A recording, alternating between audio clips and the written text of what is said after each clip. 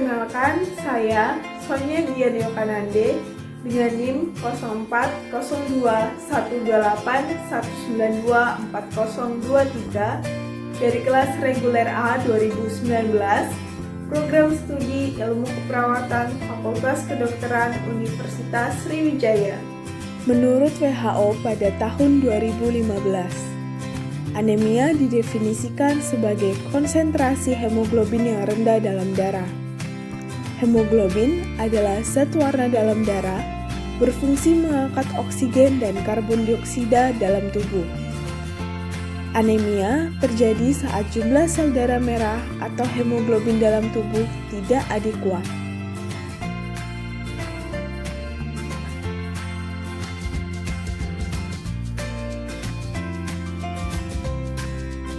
Apa saja sih tanda dan gejala dari anemia?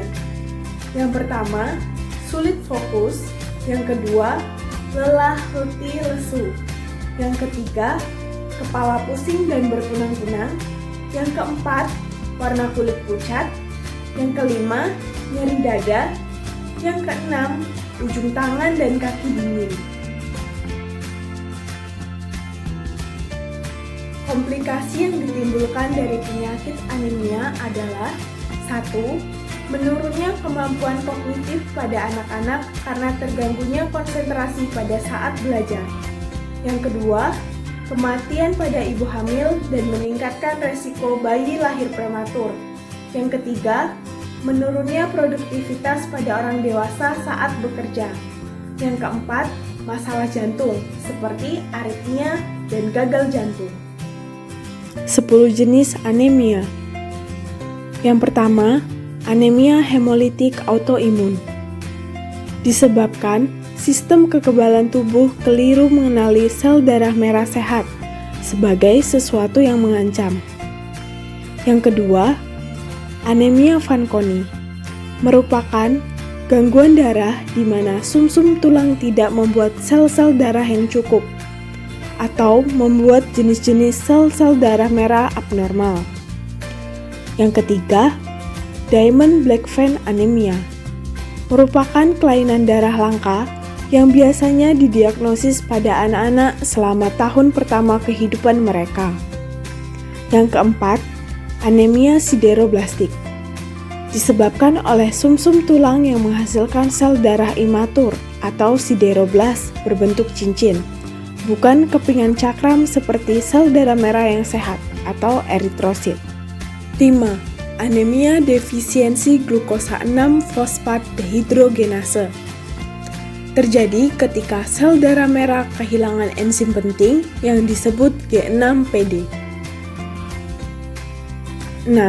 Anemia aplastik terjadi karena adanya kerusakan atau kelainan pada sumsum tulang. 7. Anemia sel sabit. Jenis anemia ini disebabkan oleh kerusakan genetik pada gen pembentuk hemoglobin dalam darah. 8. Anemia talasemia. Terjadi saat tubuh membuat bentuk hemoglobin yang tidak normal.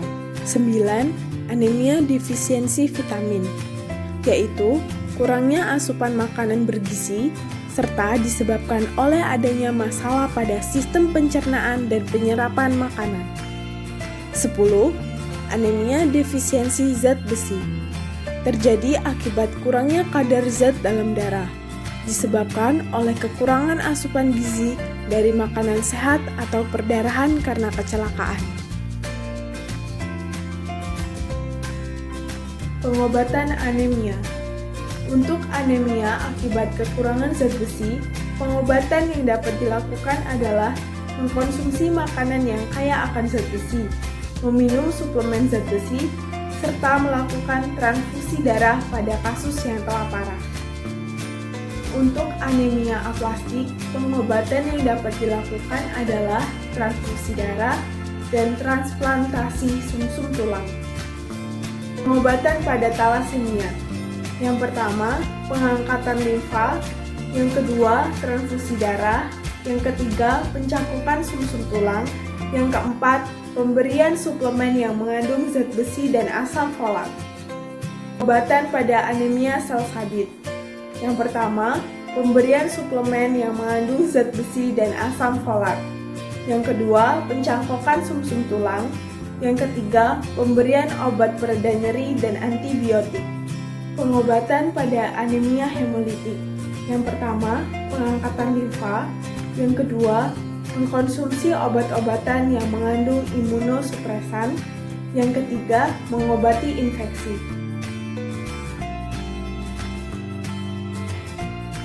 Pada kesempatan kali ini, saya akan mengajarkan kepada teman-teman bagaimana cara mencegah anemia secara alami dengan memanfaatkan buah tomat.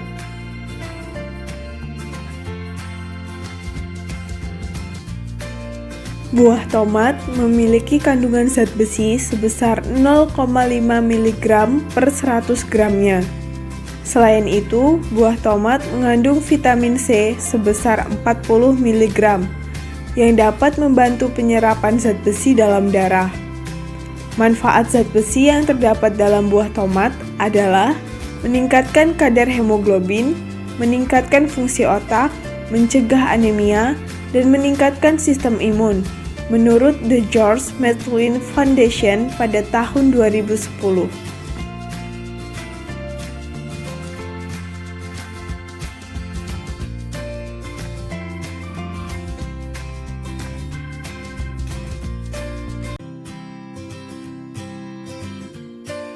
Yang pertama, persiapkan buah tomat yang telah dicuci dengan bersih. Kemudian, potong-potong buah tomat menjadi beberapa bagian.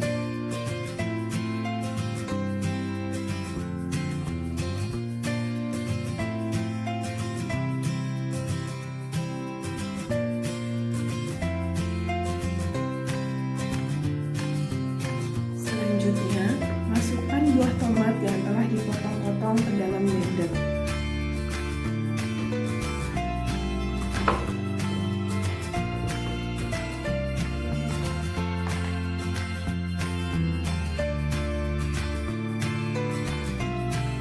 Tambahkan 500 ml air mineral,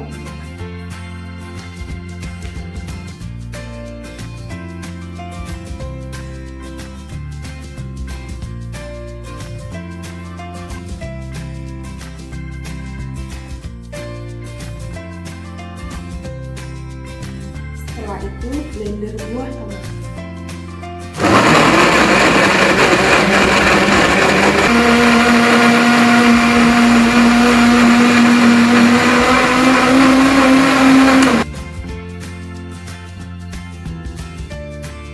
Tuangkan jus tomat ke dalam cangkok.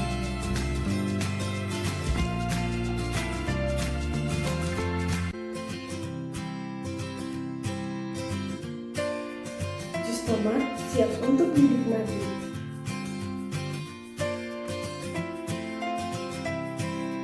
Untuk teman-teman yang kurang menyukai rasa asam dari jus tomat, bisa menambahkan 1-2 sendok madu ke dalam jus tomat. Karena madu mengandung zat besi, vitamin, dan mineral yang membantu mengobati anemia.